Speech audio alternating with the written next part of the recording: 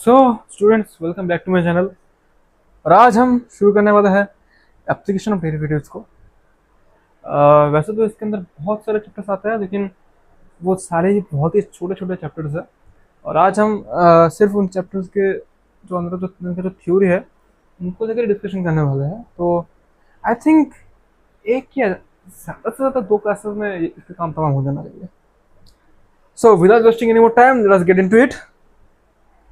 Application of derivatives के अंदर जो पहला हमारा चैप्टर आता है वो है सिग्निफिकेंस ऑफ डेरिवेटिव्स। अब देखो, सिग्निफिकेंस ऑफ डेरिवेटिव्स मुझे नहीं लगता है इसमें बहुत ज़्यादा कुछ डीप जाने की ज़रूरत है। हम लोगों ने 11th में ऑलरेडी सीख रखा है कि अ, हम कि बेसिकली अगर किसी पार्टिकल का डिस्प्लेसमेंट एक्स है और एक्स फंक्शन है टाइम टी का, कोई फंक्शन लेता है, मान लेता है कि A T square plus B T plus C. अब यहाँ पर अगर हम एक्स को टी के रेस्पेक्ट में डिफ्रेंशिएट करेंगे तो हमें मिलेगा, इस चीज़ का डिफ्रेंशिएशन होगा करके हमें जो मिलेगा वो होगा वेलोसिटी। इस पार्टिकल का वेलोसिटी, वेलोसिटी को स्मॉल वी से लिखा जाता है। अब इसका अगर हम डबल डेरिवेटिव निकालेंगे, D D T of x, यानी अगर हम वेलोसिटी को भी टाइम के रेस्पेक्ट में डिफ्रेंशिएट कर देंगे तो हमें मिलेगा एक्सेलरेशन। और इधर साइड में हम लिखना पड़ेगा double derivative of D square X D D square, double derivative of X with respect to T, derivative of second order derivative of X with respect to T, this acceleration A. अब इस वाले chapter में तुम्हें ऐसे ही काफ़ी सारे question मिल जाएंगे कि मान लो एक सर्कल का रेडियस कुछ सर्टेन रेट से चेंज हो रहा है और हमें तुम्हें डिटरमाइन करना है कि उस सर्कल का एरिया किस रेट से चेंज हो रहा है, किसी स्फीयर का वॉल्यूम किस रेट से चेंज हो रहा है। वैसे ही सिंपल सा है। तुम लोग, मुझे नहीं लगता है इसमें बहुत ज़्यादा डीप जाने की ज़रूरत है। मान लेते हैं कि ये एक स्फीयर है, स्फीयर नॉट अ सर्कल। इसका रेडियस का कोई रेडियस चेंज हो रहा है टाइम के साथ साथ, कोई रेट ऑफ चेंज है। मान लेते हैं वही वो रेट ऑफ चेंज है टी, मान लेते हैं उसको, इसलिए टी नहीं, इसको ऐसे लिखता है, उसको पी लिख देता है, यानी rate of change of radius with respect to time is P. अब तुम्हें स्फीयर के वॉल्यूम का रेट ऑफ चेंज निकालना है। तो वॉल्यूम का फॉर्मूला क्या होता है स्फीयर का? 4/3 पाई आर क्यूब। अगर तुम वॉल्यूम, तुम क्या चाहते हो कि टी के चेंज होने के साथ साथ तुम वॉल्यूम चेंज किस तरह से हो रहा है वो फाइंड आउट करना चाहते हो, ये होगा डी वी डी टी। अब इसको अगर डिफरेंशिएट करोगे तो सिंपल सा फंडा है, पर आएगा हमारे पास 4 पाई आर स्क्वायर। अब हम डिफरेंशिएट कर रहे हैं टी के रेस्पेक्ट में और आर खुद टी का एक फंक्शन है, तो हमें इसके साथ मल्टीप्लाई कर देना पड़ेगा डी आर डी टी। और डी आर डी टी की वैल्यू हमें ऑलरेडी पता है, विच इज पी, यानी यानी rate of change of volume with respect to time is 4 pi R square P. Simple है, यही है इस चैप्टर में सिग्निफिकेंस ऑफ डेरिवेटिव्स। अब इसके बाद जो नेक्स्ट चैप्टर है वह टेंजेंट नॉर्मल। ये चैप्टर भी काफ़ी सिंपल है। मान लेते हैं कि ये है हमारे पास किसी फंक्शन का ग्राफ, भी कुछ ऐसा दिखता है, मान लेते हैं। अब इस पर्टिकुलर पॉइंट पे इस फंक्शन का टेंजेंट क्या होगा? टेंजेंट मतलब कोई ऐसा स्ट्रेट लाइन जो कि इस पर्टिकुलर पॉइंट को जस्ट टच करके निकल जा रहा है और किसी भी और पॉइंट को टच नहीं कर रहा, यानी वो कुछ ऐसा दिखेगा। वैसे तो इस पिक्चर में दिख रहा है कि वो और भी बहुत सारे पॉइंट्स को टच कर रहा है, लेकिन ये तो एक ह्यूमन एरर है, ये तो जस्ट ह्यूमन एरर है ना। मैं ऑफकोर्स इतना फाइन डिटेल्स में जाकर तो इसको ड्रॉ नहीं कर सकता।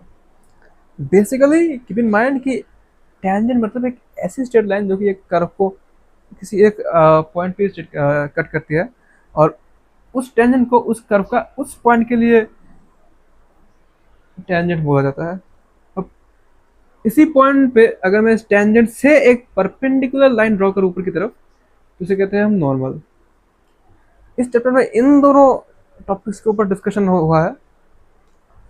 अब देखो मान लेते हैं कि इस ग्राफ का कोई इक्वेशन है एफ ऑफ एक्स, मान लेते हैं कुछ भी हो सकता है, x cube plus 4x² plus 3 मान लेते हैं। अब अगर हमारे पास ये इक्वेशन है तो हम इस इक्वेशन से इस टेंजेंट का और इस नॉर्मल का इक्वेशन को कैसे डिराइव कर सकते हैं। मान लेते हैं कि ये पॉइंट है x1 y1, इस पॉइंट के कोऑर्डिनेट्स है, हमें पॉइंट चाहिए होगा, हमें पता हमें इस पॉइंट में इस टेंजेंट की इक्वेशन को डिराइव करना है। अब देखो टेंजेंट की इक्वेशन तो ऑफकोर्स चेंज होने वाला है, क्योंकि जैसे जैसे हम इस कर्व में आगे या पीछे जाएंगे ऑफकोर्स वैसे वैसे इस टेंजेंट का शेप डिफरेंट होगा। जैसे कि इस पॉइंट पे टेंजेंट कैसे दिखेगा, इस पॉइंट पे टेंजेंट ऑफकोर्स ऐसा दिखेगा, इस पॉइंट पे ऐसा दिखेगा, देख रहे हो चेंज हो रहा है ना। हमें बस किसी एक पर्टिकुलर पॉइंट पे टेंजेंट की इक्वेशन को निकालना है। अगर हम उसको किसी जनरल पॉइंट जैसे कि इस केस में x1 y1 के लिए अगर उसको निकाल पाते हैं तो हम किसी भी पॉइंट के लिए टेंजेंट को फाइंड आउट कर सकते हैं।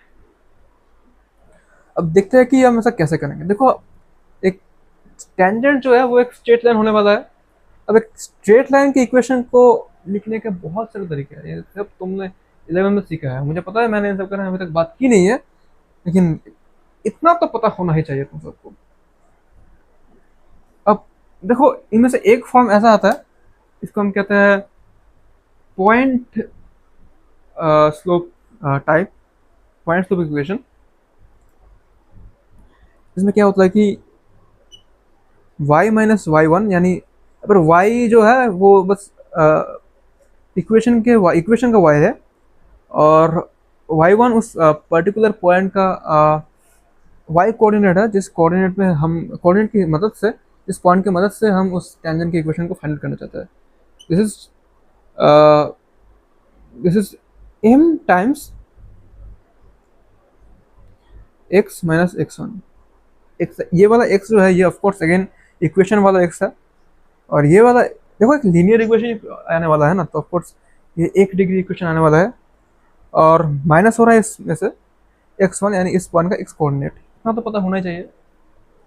अब देखो हमें इस इक्वेशन को पूरी तरीके से लिखने के लिए चाहिए क्या, x1 और y1 चाहिए, क्योंकि x और y तो हमारे वेरिएबल है। x1 और y1 हमारे पास है, m हमारे पास नहीं है, लेकिन हमें इस इक्वेशन के लिए m तो चाहिए होगा। क्या कर सकते हैं हम किसी तरीके से इस वाले कर्व की इक्वेशन को यूज करके यहाँ पर m को डिराइव कर सकते हैं। देखो इस पर्टिकुलर पॉइंट पे इस टेंजेंट का जो स्लोप है, क्या वही इस पर्टिकुलर पॉइंट पे इस कर्व का rate of change with respect to x होगा। This is the basic definition of a derivative, right. इतना तो सीखा ही था मैंने इतने अब तक कैलकुलस के ऊपर ना जाने कितने सारे वीडियोस बना रखे हैं, और इतना तो आना ही चाहिए कि किसी कर्व में किसी पर्टिकुलर पॉइंट पे उसका डेरिवेटिव निकालने का बेसिकली मतलब है उस पॉइंट पे टेंजेंट का स्लोप निकालना है। यानी अगर हम यहाँ पर इसका डेरिवेटिव निकाल, एक्चुअली इसको एफ ऑफ एक्स नहीं लिखता है इसको y लिख देता है।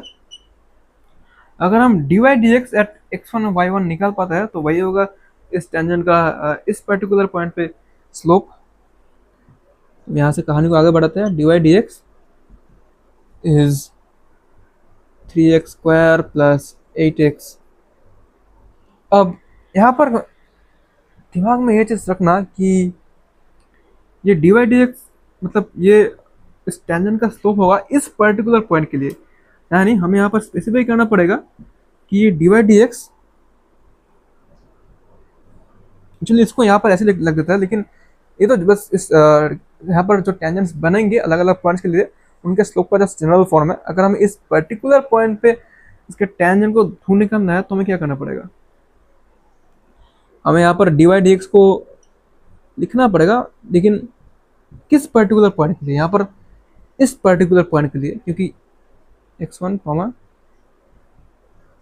क्योंकि यहाँ पर हमारे पास जो पॉइंट है वो यही वाला पॉइंट है। हम इस पॉइंट का इस्तेमाल, हमारे पास इन्फॉर्मेशन है ये वाला पॉइंट के कोऑर्डिनेट्स और इसके इस पर्टिकुलर पॉइंट पे इस कर्व का फर्स्ट ऑर्डर डेरिवेटिव, तो ऑफ कोर्स हमें इसी पर्टिकुलर पॉइंट पे चाहिए होगा ये dy dx, क्योंकि इसी पर्टिकुलर पॉइंट पे dy dx इस पर्टिकुलर पॉइंट पे टेंजेंट का स्लोप होने वाला है। और इसी तरीके से हमारा इक्वेशन बन जाता है टेंजेंट का equation of tangent at x1, y1। अब नॉर्मल की इक्वेशन को हम कैसे निकालेंगे, यहाँ पर फिर से 11th में हम लोगों ने जितना भी कॉन्सेप्ट सीखा है कोऑर्डिनेट जियोमेट्री का, उसमें से एक काम आने वाला है। देखो नॉर्मल और टेंजेंट एक दूसरे के परपेंडिकुलर है, और अगर तो स्ट्रेट लाइन्स एक दूसरे के परपेंडिकुलर होते हैं तो उनमें एक स्पेशल प्रॉपर्टी काम करती है। इनसे अगर हमें 11th में अच्छे से पढ़ाया गया होगा, मुझे पता है, मैंने शायद से मुझे अब तक ये ऐसा नहीं बोलना चाहिए क्योंकि मैंने अब तक उन सब चीज़ों के बारे में बात नहीं की, फिर से मैं डेफिनेटली बात करेंगे, लेकिन अभी के लिए याद रखो, वैसे तुम्हें पता होना चाहिए कि अगर दो स्ट्रेट लाइन्स एक दूसरे के परपेंडिकुलर है, इक्वेशन को मैं लिख देता हूँ एक्चुअली, y इक्वल्स कितना था, x³ प्लस 4x² प्लस ये इक्वेशन था आई थिंक, और dy dx ये होगा 3x² प्लस 8x।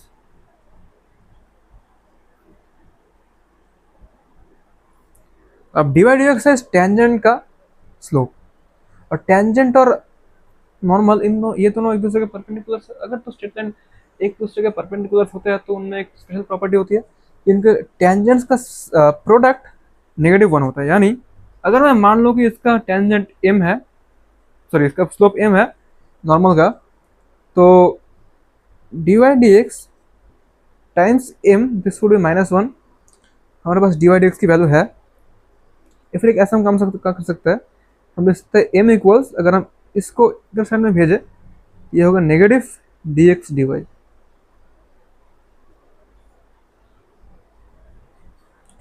इस पॉइंट को, इस चीज को अच्छे से मार्क कर लो क्योंकि ये बहुत ही ज्यादा काम में आने वाला है। यहाँ पर दिस इज स्लोप ऑफ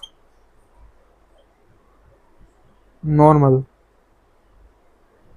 हमें किस पर्टिकुलर पॉइंट के लिए चाहिए, हमें इस पर्टिकुलर पॉइंट के लिए चाहिए। ये तो जनरल फॉर्म है स्लोप नॉर्मल। अब अगर हमें इक्वेशन यहाँ पर बनाना है इस नॉर्मल का, तो वो कैसा दिखेगा, एक्चुअली मैं मिटाई क्यों रहा हूँ, मिटाने की एक्चुअली रखने की जरूरत भी नहीं है। Equation of normal right now would be, again हम इस सेम फॉर्मूला को यूज करने वाला है, y minus y1 equals m times x minus x1। अब m की वैल्यू कितनी थी, m की वैल्यू थी -dx dy, और क्योंकि हम x1, y1 पॉइंट के लिए इस टेंजेंट की इक्वेशन, सॉरी नॉर्मल की इक्वेशन फाइंड आउट करना चाहते हैं, यहाँ पर हमें dx dy की वैल्यू भी चाहिए x1 y1 के लिए ही।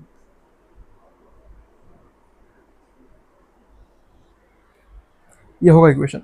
अगर मैं एक्चुअली मैंने पिछली बार इक्वेशन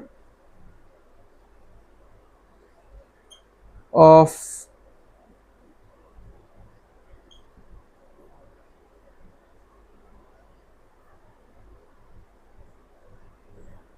नॉर्मल, अगर हम इस इक्वेशन को अभी फाइंड आउट करने की कोशिश करें तो ये होगा y माइनस y1 और x1 ऑफ कोर्स कांस्टेंट्स होने वाला है, so don't get stressed out about that, equals -dx dy dx ही है, यानी dx dy इसका रेसिप्रोकल होगा, सामने जस्ट एक नेगेटिव साइन आएगा, यानी 1/3x² + 8x। अब ये x, ये जो है इस पर्टिकुलर पॉइंट के लिए होने वाला है यहाँ पर, यानी x की जगह हमें x1 लिखना पड़ेगा और मल्टीप्लाई होगा इसके साथ x - x1। ये होगा इक्वेशन। अब इस इक्वेशन को थोड़ा सा सिंप्लीफाई किया जा सकता है, you can do that if you want to. वो तो तुम्हारे पास जो क्वेश्चन है उस पर डिपेंड करता है कैसे तुम उसको सिंप्लीफाई करोगे, किस तरीके से करोगे सिंप्लीफाई। थोड़ा सा अगर करने की कोशिश करें तो क्या आएगा यहाँ से, एक्चुअली थोड़ा सा और स्पेस चाहिए। This is going to be 3x1² y - 3y1 x1² plus 8 x1y minus 8 x1y1 equals negative of this thing, और यहाँ पर आ जाएगा x1 - x। अब इसको अगर थोड़ा सा बेटर वे में हम ऑर्गेनाइज करने की कोशिश करेंगे तो हम क्या कर सकते हैं। यहाँ पर देखो, पहली बात यहाँ से y और y को कॉमन आउट किया जा सकता है। y टाइम्स 3x1² एक्चुअली कैसे लिखता है, दिखने में बेटर लगेगा, 3x1² माइनस 8x1 y। अब देखो यहाँ पर ये दोनों टर्म्स कॉन्स्टेंट्स होने वाला है, क्योंकि यहाँ पर 3 ऑफ कोर्स x1 और y1 दोनों कॉन्स्टेंट्स है। ये इन इस पर्टिकुलर पॉइंट के कोऑर्डिनेट्स है, तो ऑफ कोर्स एक पर्टिकुलर पॉइंट का कोऑर्डिनेट तो चेंज नहीं हो सकता ना। इनको मैं बाद में लिखूंगा। यहाँ पर इस x को हम इधर साइड में लाने वाला है, यानी ये बन जाएगा जस्ट x, और उसके बाद जो कांस्टेंट टर्म्स है उन सबको एक बार में लिख देता है। क्या बच रहा है, 8x1 y1, yes, negative 8x1 y1 negative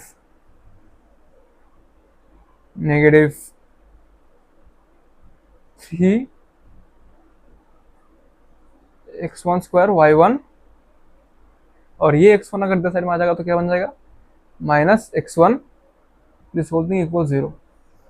अब ये बन गया हमारा एक डिग्री इक्वेशन, जो कि इस नॉर्मल का इक्वेशन होने वाला है।